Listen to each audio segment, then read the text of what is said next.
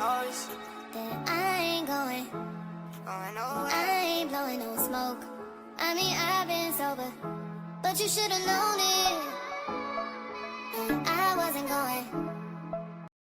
Hi, everyone, and welcome back to The Woman in Between. The Woman in Between is a place where we talk about navigating life's transitions, being able to flourish and live a beautiful, fulfilling life through those transitions. And I am so excited that we're back with another solo episode. We have had some amazing guests on the podcast that I have just really enjoyed bringing to you the conversations. There's definitely going to be some more over the next coming weeks, but this is really exciting for me because this is our first solo episode where we are actually doing a two-part series. This episode, When the Bows Break, Boundaries, is definitely a season that I did not willingly enter in, but has been so impactful for me with the conversations that I've been having with just the community in therapy. And I just feel like it's something that's come into conversation. And I figured the first place to start would me just sharing with you how this came about and what my intention is with this episode. So let's just dive right in. I really hit this wall where it felt like probably the Mondayest Tuesday ever. So just to give you kind of a little backstory, I had started off, my week. Monday was a holiday. Fortunately, those of us that live in Dallas, that we had a storm coming out of, I think it was Memorial Day weekend. And that storm, I guess, was also representative of the storm that was going to happen in my life. But that day was incredibly chaotic. And I just remember, my kids' school had been closed due to the weather, right? We were all trying to, assess the damage, get electricity. It was a stressful day for everyone. Um, and it was also a day where a lot was getting put on me from some really close people that I have in my life. So, in one end, the support system that I have to help me out with my kids, that was being challenged. I was in this position where, I was promised one thing and then told something else. And I was kind of going back and forth with that situation and getting really frustrated because I felt like I wasn't getting the support that I needed in that moment. And that's just me being honest, right? I understand that during that time period, we all had things that we were dealing with. But I think for this episode and even part two to make sense, I have to be as transparent as possible. So, in a way, I did feel like, okay, I really needed the support. Why is this backing out? Like, I can't get the help when I actually need it. Right. And I was really frustrated by that. And then on the other end, I was dealing with my children's father, who wasn't really concerned as far as how we were faring over here. Is yet again where I was trying to, it's like, okay, well, you said that you want to help, but why aren't you? And I was battling that too, and the going back and forth, really getting to the point of, okay, this person is not going to help. They're focused on their own thing. And then on top of that, I had a really good friend that was completely pivoting our relationship off of a text message that I was just really having a hard time wrapping my head around with that in itself. So I had probably some of the most key relationships that I have in my life frustrating me. And not only was I angry, I was just disappointed. I was confused. I was frustrated. And I was also resentful. And if I'm being honest, I had been having resentment build up because I felt like I wasn't getting what I deserved from those relationships and had been feeling that way. And I think this Tuesday was just the final straw. As all of that was happening, I decided in that moment that I was going to block everyone, because it was no longer benefiting me. And the conversations were not conducive for me. They were not helpful. It was just a lot of noise at that point. And for many of you that know, I am a single mom. I am a full-time working single mom. So in my way of thinking, if this is not going to help me or my kids, it is a distraction. And so in that moment, those people became distractions, and everyone was essentially blocked. And I kept my phone that way for 48 hours. And I just came to this understanding of, you are the only person that can figure this out, and can help yourself. But I think just being human, right? We expect that the people that want to support us, the people that want to help us, are going to show up in this time of need. And for me, I know that I pour into people and I give and I sacrifice my time. And in that moment, it's like, well, why am I doing all of that if this is all that I get? And that's hard for me to say because in my mind, it kind of shows this level of selfishness. But what I've learned is we all deserve the opportunity to leave a room or situation with something to our benefit.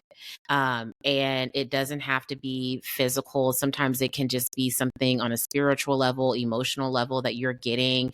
It can be you're getting peace, you're getting joy from something. But I just really felt like I'm running myself into the ground. I'm accommodating, I'm being kind, I'm handling these situations with grace, and I'm not being met with the same. I was tired of being the sacrifice in my relationships. I was tired of being frustrated. But most importantly, I was tired of pouring my energy into everybody else but me. It just made me start to really look into not only the people that I have in my life or the relationships that we have, but how I'm managing those relationships and what my expectations in those relationships look like, and reestablishing the boundaries that I have within those relationships. Because being resentful towards people, it is not going to lead towards a healthier relationship. Like, I know if I would have continued responding to text messages, continue to answer calls, I know I was going to go off on somebody. And the damage that that can do to a long-term relationship, simply because, hey, the right boundaries aren't in place, or the expectation around this relationship is not in place, it can become damaging. And I was in this rock and a hard place where I felt like, okay, well, I just need to cut these people off. I'm going to cut them off. I'm going to block them, because honestly, I'm pretty good at that. My fingers with that block button are quick. And I have burned down several worlds within my life. I've ended friendships, relationships very quickly. And that's kind of what I stood on a pedestal for, right? Like, I am capable of ending this whole situation. And I was struggling with the thought of, the only option for me to have peace is for me to end all of these relationships. And that's what kept me up at night. And when I brought this up to my therapist and just telling her the emotional toll that it was taking on me, because I was questioning, do I even need these relationships in my life? Am I about to go down the road where I just remove myself and I rebuild yet again? Because the reality is, I have had to, in friendships, after my divorce, That's a lot of what was happening. I don't look at it anymore as losing friendships, but friendships needed to end. Relationships with family members needed to end.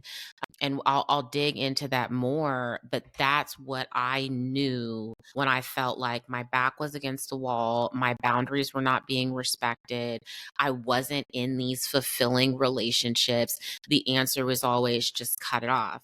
And my therapist was able to really see that I was having trouble with that, because these are people that I care about. They were in my life for a reason. They're not horrible people, but I wasn't getting what I needed out of those relationships. And I was challenged to be really honest about that. Part of what I've always, kind of struggled with is being clear about, are the relationships that I'm in, are they fulfilling to me? And not trying to make them fulfilling, right? Not trying to change anyone, but truly just answering the question, are they fulfilling? And in that session, it was very clear that I was not fulfilled. I was not satisfied with my relationships. It was actually causing me more stress, maintaining and managing and keeping my composure, than it was actually supporting me. And that's when I realized we probably need to focus on this. And mind you, when I started therapy back again in January, this is not something that I was thinking was going to be a focus, because for me, I thought that I'd done a really great job creating boundaries. Like, I have different settings for do not disturb, where everyone has different access levels. Whether it's I'm working out, I'm at work, it's my bedtime routine. Like, I have levels to who can contact me. I removed a lot of toxic people from my life. I had have made these changes in some ways, but the core relationships that I had in my life were still challenging me. And I'm so grateful for my therapist, because she took that opportunity to just, one, educate me as far as helping me to understand, like, the boundaries that you have with these people are not suitable. They're not protecting yourself, and they're not protecting the relationship that you have with them. And that's when I really started looking into, hey, what exactly are boundaries now that you are in this safe place? After my divorce, and even during like the separation, I kind of organically started pruning out who was in my life and to what capacity. I had some people in my life, like, they weren't really there for me. They're kind of just more friends with me because they were friends with my husband, or even if they were friends with me, like, they weren't treating me respectfully. They weren't inclusive. I had some friends like remove themselves because they just couldn't support the journey that I was on. And that's all okay. I felt like I burned down a lot of worlds, and I really stuck close to only a handful of people that have known me for decades. And I also isolated myself because I genuinely believe I needed to protect the little bit of self-worth, self-love, self-dignity that I had built in my separation. I had to protect that. And it became even more clear that I had to protect that when I ran into one of those past friends. So, I remember there was a time, and I think I'd maybe been divorced for like 6, 8 months. And I'd ran into an old mutual friend of me and my ex, and she approached me and my kids. The conversation itself was unsupportive. Looking back at it now, no one knows, like, when your friends get divorced, no one knows how to handle that, right? Unfortunately, there is this feeling where you need to take sides, or you need to understand what's going on. Like, it's hard to handle. I get it. But I just remember her telling me, my gosh, I don't know what I would do if I were you. Like, what are you doing with your time? Like, what do you do when your kids aren't with you? Don't you miss them? And, oh no, me and the girls, we still have wine nights if you ever wanted to come. And the issue with that was, one, like, you guys have been having this wine night for who knows how long, I never received the invite. That was something that had been an issue even in my marriage, where people were getting together, parties were happening, and I just was left out. And that's totally fine because I wanted to be left out. But that conversation was a reminder of like, I don't really want this type of person in my life. And I never responded. I never reached out again. And it's not saying like there's hard feelings that I don't support this person, but I don't think that everyone needs to be in your life because they're not going to fuel you the way that you need to. Like, I knew that I couldn't be in this dynamic with people that are like, well, how are you going to make it? How are you going to survive? What are you going to do without your kids? That is not a conducive environment for a single parent that is trying to live a fulfilled life. And then also knowing that even if I did, let's say I did attend that wine night, would I feel comfortable enough being open, sharing where I am, right? Because there is this mutual connection between all of us. And I don't know if it's safe to talk about that. I don't know if it's safe to be vulnerable. And so it was a very clear decision of, this is not a person I'm going to be around. These are not circumstances I'm going to put myself in. But I was creating these walls to protect myself. And at the time, it made sense. I was very vulnerable. I was just now coming to terms with the fact that I had lost my self-worth in that relationship. So I was rebuilding. I was completely rebuilding. Everything was very raw. So it was vital for me to only be in environments and around people that could understand that could pour in positive words, and that were pushing me towards something better. And I fully believe, and I can say this now, 3, 4 years later, the people that I had in my life at that time were critical to me being able to thrive through such a myriad of changes. And those are the people that were saying the opposite of what that old mutual friend was saying. Those were people that were saying, no, you are capable of this. You are strong enough for this. The time that you have away from your kids is the time that you're going to pour into yourself. And we are not going to sit here and say, woe is me. And I say all that to say, I didn't realize at the time that what I thought were boundaries were actually walls. And although they were necessary walls, that way of moving, when you're in transition, you're hurting, you're healing at the same time, you're still having to do life. That period of transition, for me, it did make sense, but it's not something that I can continue to do, having healed, having forgiven, and having surrounded myself with the right people. Right? So those walls were created because I needed to get some people out. I needed to get the voices out. I needed to get the distractions out, and I needed to solely focus on myself and put work into myself without the opinions of others that didn't truly fully know me, and were in support of me. So it just got me thinking about, boundaries versus walls that we put up.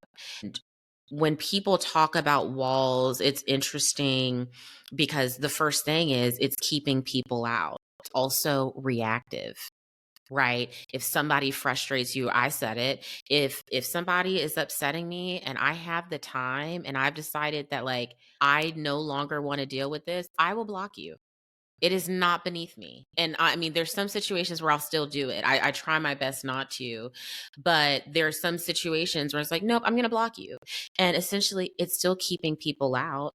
It's a reactive sort of situation where they wrong you or whatever happens, and you just choose to do that. You're not taking the time to reflect, think, and respond. And then, I think also it prevents a level of intimacy. And it's just this impersonable, impenetrable, position to put someone in.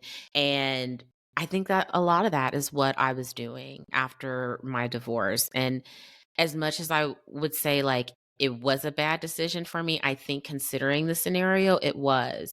But now I am surrounded by people that love me and support me and understand what I've been through. And so they can speak life into me, help stabilize me, and also give me perspective. I have probably the healthiest relationships right now with people that I just genuinely trust.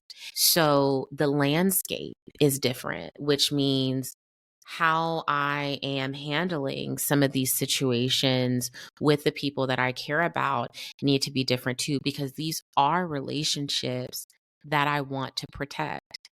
But where the conundrum comes is I want to protect myself as well.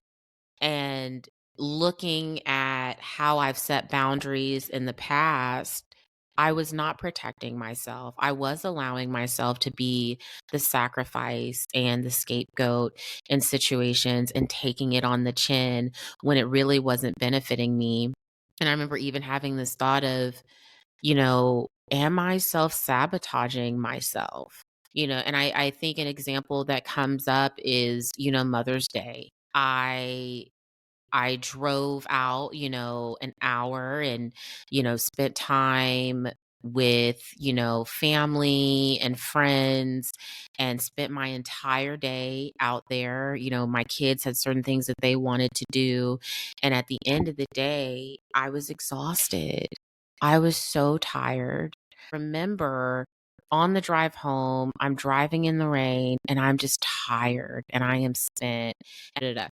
And at the end of the day, no one is required to do anything for your kids. Like, it is your responsibility. But I just remember asking myself, Lisa, if you were going to be exhausted at the end of this day, and you're also like, no one is stepping up, taking anything off of your plate, but you're sacrificing your time, your day, your energy, why did you do it in the first place? Like, how did any of this benefit you? Did you really have to do that? Did you have to stay the whole day? Probably not. Did you, have to commit to the drive? Probably not. And I think that speaks to the testament of, like, a lot of the time we feel like people are crossing our boundaries when in reality we are allowing them to. We are making a decision on ourselves to cross our own boundaries. Like, I know for me on a Sunday, like, I want to be home by 1, 2 o'clock. I want the opportunity to take a nap and slowly make my way through dinner. And what I did in that moment is I robbed myself of that relaxation, knowing that I needed it, and based off of an unrealistic expectation. And when I got home, I was incredibly resentful and I was incredibly angry, when in reality is like, you didn't have to do any of that. You could have said no, because they had no problem saying no to you, because we all have to protect ourselves. We all have to make sure that we are, healthy and flourishing and we can accomplish like our own goals. We all have our own purpose in life. And that's where the question became, is your lack of boundaries causing you to get in your own way? And the answer to that was yes. And even on the Monday is Tuesday in history, the answer was still yes. And it got me to thinking, right, I don't want to end these relationships, crossing my own boundaries. I'm allowing other people to cross my boundaries, and really trying to understand, well, what exactly is a boundary? Because mine have just been so black and white and strict and, almost kind of keeping me away from relationships. And I didn't want to do that. And so, we talked about walls, keeping people out, being reactive, preventing a level of intimacy. That's exactly what I was experiencing. And when it comes to boundaries, it really is about creating a safe place for yourself, being able to be transparent with your feelings, having the ability to listen to others, to get their perspective, and sharing emotions. And that's something that I struggle with. I struggle saying, no, I'm actually not in the mood to do that, or I really didn't appreciate how you spoke to me.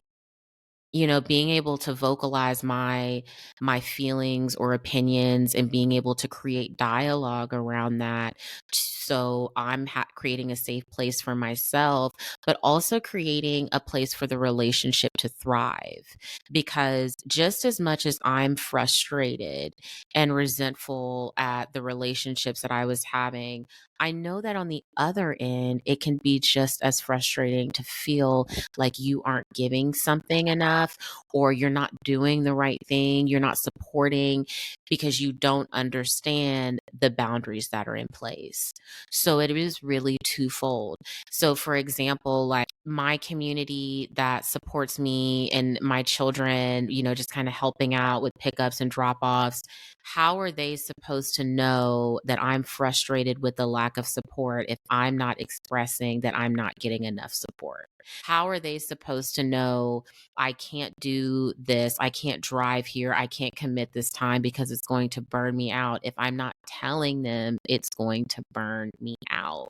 So that is where I really started to think, everything that's been happening in these relationships, does anyone even know that I'm actually frustrated, that I'm actually deeply hurt, that I am exhausted? And the answer to that would be no, because I've spent so much time keeping things in, thinking that that's a boundary when I'm really keeping everyone out and I'm preventing myself from having these thriving relationships. So it's really come to the point where I'm understanding that boundaries are not this restrictive thing. It's not just cutting people off. It's not just blocking people or do not disturb settings. Boundaries is really allowing you the opportunity to express yourself, communicate what you need, and giving the other person the opportunity to respond, and you hear them, and coming to a middle ground of what is actually going to be acceptable in this relationship. So, my therapist, after kind of hearing about the craziness going on, gave me just a really great recommendation on a book that has been super beneficial. And it's actually called Set Boundaries, Find Peace, A Guide to Reclaiming Yourself. It is by Nedra Glover Tawwab. I hope I'm saying that, but I will put this in the show notes. And it has just been a really great book to kind of work through in recreating the foundation of what boundaries mean to me and what my boundaries are going to look like. So in this book, not only does she cover like what boundaries are, she also talks about the cost of not having boundaries. And then the different types of boundaries that we will definitely get into part two. But I would honestly recommend it. I needed to revisit this conversation because, like I said, how I handle the people that are in my life, because I want to keep these people in my life. I want to continue building these relationships, but I also have to be realistic about what's working for me and setting those relationships up for success. So now we're kind of in this stage of reevaluating what boundaries are. And I want to say, like, for me, it really starts off with, what are my expectations of you? I think, and that's the best place, because you can say, and I'll use my scenario, right, where I could say, well, if the kids are ever sick, or if if the school is closed, then the expectation is that they're gonna be with you, or you can pick them up for a few hours, or you can help me here, or you can help me there. And the reality is, can that person actually do that? Like, have they actually shown you that that's something that they can do? And I think that's where we can frustrate ourselves so much, is our boundaries are set off of unrealistic expectations of people. And I definitely know that was for me. Like, for me, it was, well, like, you're my parents and you said that you would be able to help me. Okay, but what does help look like in their capacity? And what does help look like for me?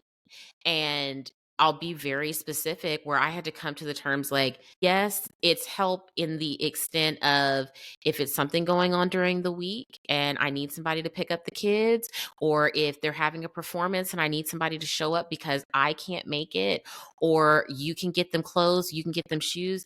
That's the capacity you show me that you can operate in. And that's the capacity I'm going to expect you to operate in, instead of having these expectations of like, I wish they could help me out on the weekends and the kids could spend the night. That has not been shown. So why would I set that expectation on someone? Because that was frustrating me. And it was also making them feel like, well, we feel like we're letting you down.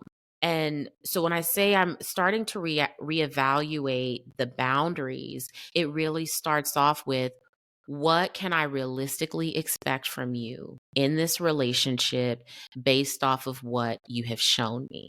Another example is, the friend that I mentioned, and just the dynamic shift that was happening, and it was happening via text. And I had to take a step back and say, is what is the realistic expectation of what you can bring in this friendship? And it's coming to terms with like, you know what, like this might be who you are. So what am I going to do with it? How am I going to look at you and set an expectation? And so it really became like, I think like you're a great person. We are obviously friends and we can hang out. But at this stage in your life, you just might be a little, I think the best word for it, not shifty. Like it's just shifty, and I might not know what to expect from you. So I need to set my expectations off of that. You might be a fickle person. So I probably can't root a lot into you. And instead of setting you up for failure, I'm just going to let that be the realistic expectation. So it's really looking into, how do I want to look at you in terms of the relationship that we have, so I'm protected and you're also protected? Because resentment is a killer. And when it stays on your heart for long periods of time, it almost skews how you view the person. Where like I'm sitting here and I'm upset and I'm angry and I'm like, I can't count on you and I can't depend on you and you're this and you're that. When in reality, that's not necessarily true. It could be a really good person. They just can't meet the expectations that you have in your mind. And I think the same could be said, right, for those of us that are co parenting throughout this process. I am consistently having to level set my expectations as far as like what is happening in reality, right? Not what am I being told, what I'm hopeful for, but what is actually happening.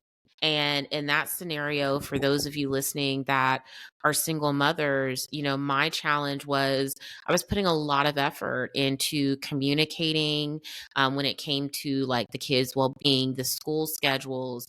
I was sending calendar invites, setting up joint calendars, taking up calls from the in-laws to talk about schedules, having to send multiple emails. I was just really tired of that because I was doing it and people still weren't showing up. And I got to this point where I'm like, why am I going to put all of this effort in? One, for grown adults. Two, you're really not even supporting me, period. And three, we're all capable of getting the right resources. And so I made a decision where it's like, you know what? You'll get the school information, you'll get the teacher's information and the extracurricular information. But from there, you got it. You got it. You can do it. A lot of people will act like they are crippled or incapable of doing anything only because they're used to being enabled. I think that is definitely the situation that I was dealing with, where it's enabling someone because you want to make sure, right, that the relationship stays intact, that it meets your level of expectations. But if somebody's showing you, I can't get there, lower the bar and set both of yourselves free. And that thought alone of I'm no longer going to be the facilitator took so much weight off of me because like I said earlier, I was tired of pouring energy into things that were not benefiting me or my family. Like, I'm not going to sit up for 2 hours creating a calendar for my parents, the in laws, the co parent, if no one's going to pay attention and show up anyways. There's better things that I could do at that time. And as somebody that is a recovering people pleaser, that is a very hard thought for me to have because innately, I think that I'm being selfish. But I think the best part about being around people that really prioritize themselves and we call them selfish, sometimes I think it's best to honestly take a lesson out of their book. Sometimes they're advocating for themselves and they're making sure that they get what they need. And I think that that's a lesson that a lot of people pleasers can get. And sometimes I'll replicate actions. So if you're telling me that you're tired after a few days, a whole day of doing something, and you can't do anything, then I get to say the same thing. If you can't show up because you're too busy doing X, Y, and Z, that's fine. But I can do that same thing. And I think it's to a certain extent, it's matching energy. But for me, a lot of it is really you are entitled to do that because you are in control of your life and you have to go to bed and be happy with the effort that you put into the world. So for someone to be comfortable saying, no, I'm not going to do that. I sometimes will look at that and be like, you know what? I probably need to say no more. So I think, back to it, it's reevaluating the expectations that I have with the relationships that I have.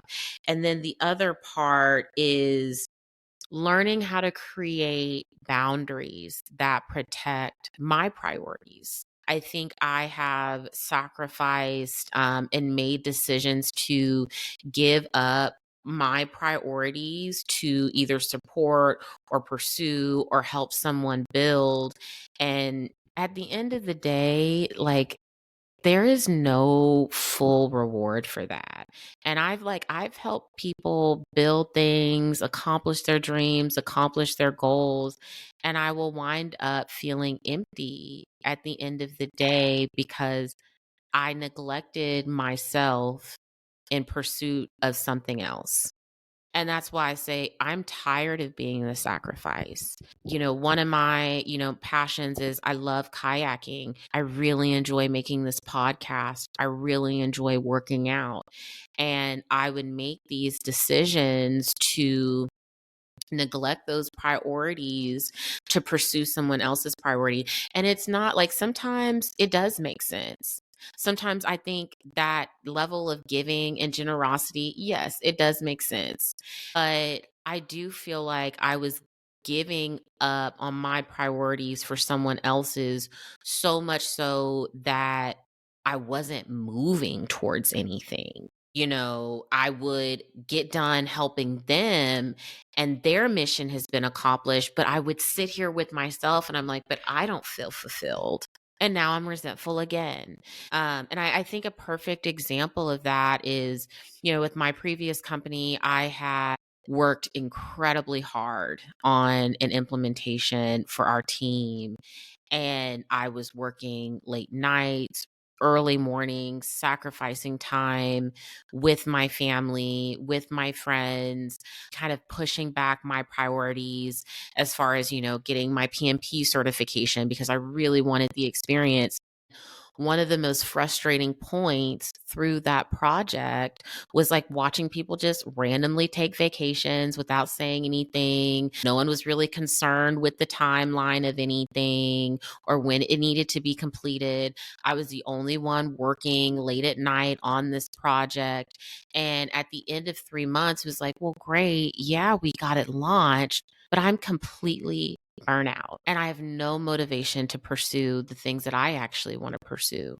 And we all know how it is in corporate, right? Like, you're only as good as the last thing that you do. Those things, like, change and you're on to the next thing. And I just remember looking at that moment and telling myself, like, I'm never going to pour into anything that I don't have direct ownership of. Like, I think there were a lot of opportunities for me to pause and pursue myself because that's nobody else had that issue. And I had to ask myself, why didn't you feel comfortable taking a PTO day? Did you really have to work all those nights? Because this is the company's name. It's not yours, Jaleesa. So I think that's where creating boundaries to just protect yourself, to protect your vision and your dreams and your focuses become really important. And I'm starting to really lean into this idea of fighting for myself and not allowing myself to be the sacrificial lamb. And it is not perfect. I'm still really working on what the boundaries in not only my relationships look like, in work, in technology, in romantic relationships, what I want that to be now that I have a healthier foundation, now that I have fulfilling relationships around me, and really challenging myself with, are you protecting yourself in these relationships to make sure the priorities that you have are being met? I am in a season where I no longer want to build empires for anyone else. I want to build my own. I have goals for myself. I have dreams for myself. And that alone causes me to really look at, what am I allowing to happen in my life? What am I sacrificing in my life? And am I willing to sacrifice it? So I am excited in our next episode to really dive through like what those boundaries actually look like, and understanding that boundaries change and they can be fluid, they can be loose. You might have to come back and revisit them, but it doesn't have to be this stringent black and white thing. And you can define what boundaries look like for you. And I'm excited to be as honest as I can without sharing all my business, because I'm like, I can't put everything out here. But I'm excited to just dive into this topic with you guys and get a good understanding of, like, when did you realize that you actually needed to reevaluate your boundaries? And how did you go about that? And how would you have changed how you handled some boundaries? I think it's a large topic. I think it's something that even into adulthood, it's something that we're constantly looking at. And now, as a parent, teaching my kids how to create boundaries, ensure those boundaries are respected, is even more vital because I have seen how the lack thereof has impacted my own life. So I cannot wait for part 2 to come out. Please continue to listen to us on Spotify. We are also on Instagram at The Women in Between. I am so excited to engage with you guys, and I will see you on the next episode. Cause I